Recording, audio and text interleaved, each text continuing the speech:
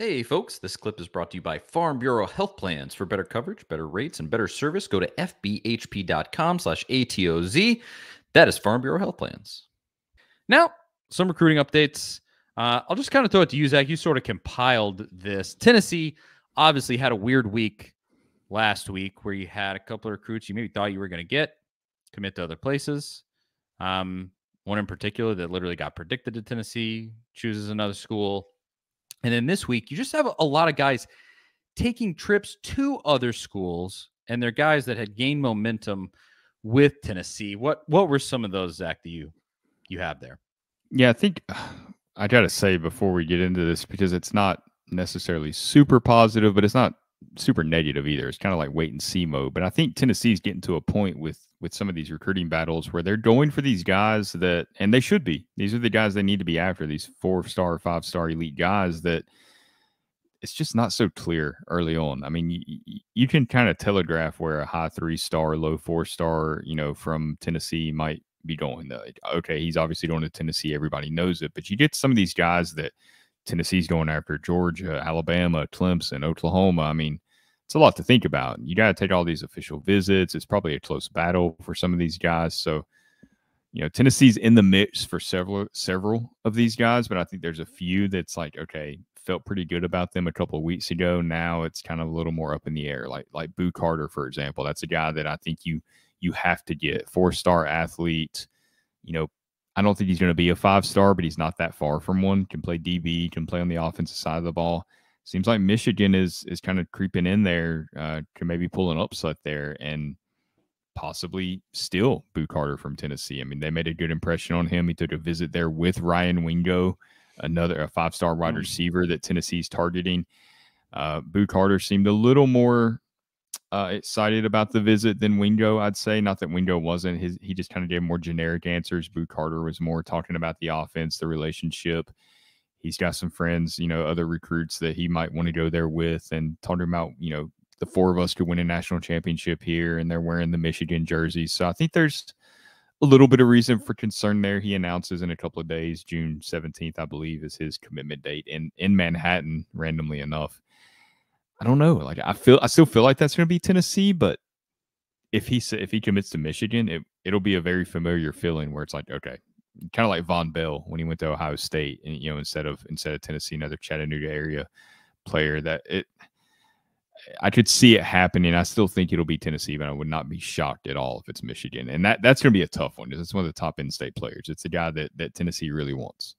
Let's just say the last time a Tennessee player chose Manhattan, New York as a place to commit, Tennessee got themselves a great quarterback, the legend, Jarek Arantano.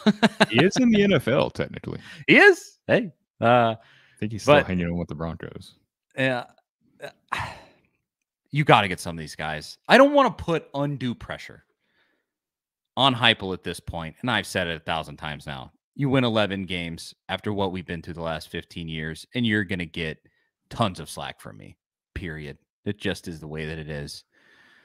But just to objectively look at the situation, Heupel just has to get these guys to get to where he wants to go, is what I mean there.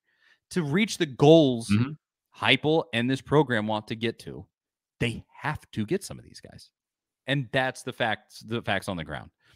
And I think they will. They're not going to lose out on all these dudes. They simply aren't.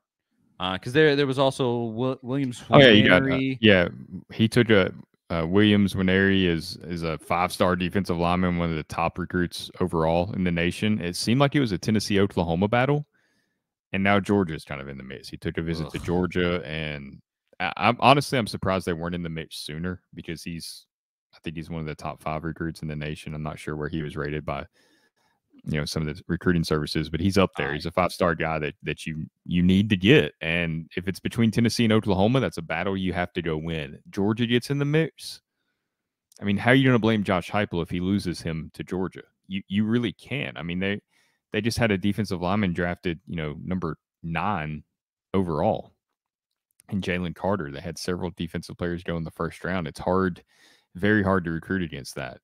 Amari Jefferson, highly rated wide receiver that's technically committed to Tennessee for baseball, though that's obviously not binding and not going to happen. I think football is the focus for him now. Alabama's suddenly in the mix for him after a visit, and on threes, Chad Simmons said perhaps they're the team to beat now instead of Tennessee, where it looked like Tennessee had the edge. So that's concerning. You got Mike Matthews, another 5-star wide receiver that's taking these official visits, and suddenly he's not sure, where Tennessee looked like they were the team to beat. Now Clemson's kind of in there, and you got some other programs trending for him as well. So, these are tough battles, and these are the battles that you want to be in, but they're never going to be easy. No matter how good you are, even if you get to that Alabama, Georgia level, you're still going to have to go up against those programs for these players, and each battle is its own story.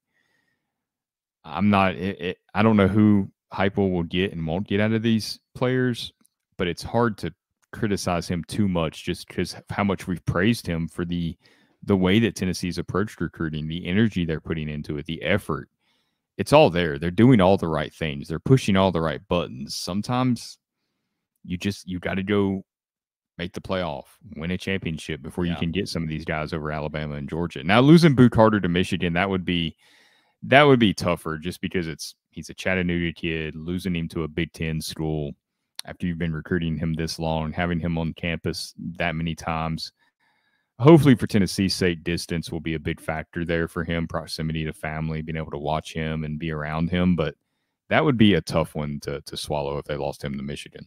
Farm Bureau Health Plans has been serving Tennesseans for over 75 years, and much has changed in Tennessee over the years, but some has stayed the same. Farm Bureau Health Plans has always valued personal relationships, especially when it comes to good health and good service. Plan on Farm Bureau Health Plans for health, dental, and vision. For better coverage, better rates, and better service, go to fbhp.com/ATOZ or walk into one of their 200-plus locations across the state of Tennessee. That is fbhp.com/ATOZ, Farm Bureau Health Plans. I think my least favorite phrase in recruiting at the moment is enjoy the process. He just wants to enjoy the process. You can't blame him for wanting to enjoy the process. And I can't blame these kids for wanting to enjoy the process. But if you are in Josh Heupel's shoes, that's the worst thing a kid can do. Period. Because Tennessee can offer the world. They can. You have all the resources. You have one of the best NILs in America. Period. You are competitive resource-wise with everybody, the elite of the elite. But you cannot say, we just won a national championship. You cannot say, we just won an SEC championship. You can say you won 11 games. You can say you beat Clemson. You've done good things, but you haven't done the things. You can't say that you've beaten Georgia. These things. And that's the wall that you're going to end up running into, because Georgia can give the same exact stuff that you can. Alabama can give the same exact stuff that you can in NIL and under the table and, however all of this is happening. They can all do the same. But you still don't have that pedigree yet. And you got to just go get it at a certain point. That being said, I don't think Heupel's going to miss on all these dudes. I don't know who it is that they're going to get. I do think they get Boo Carter, just personally. They've just put in so much work there. I think that one comes to fruition. But just on the whole, you're going to get some of those dudes. This class is going to be top 10, I think, just from the way that's shaping up currently. And it's going to be fine long term. Just as of right now, the way that I see it. Not all of these are doomsday. They're definitely leaving. There's no way that you can get back in there.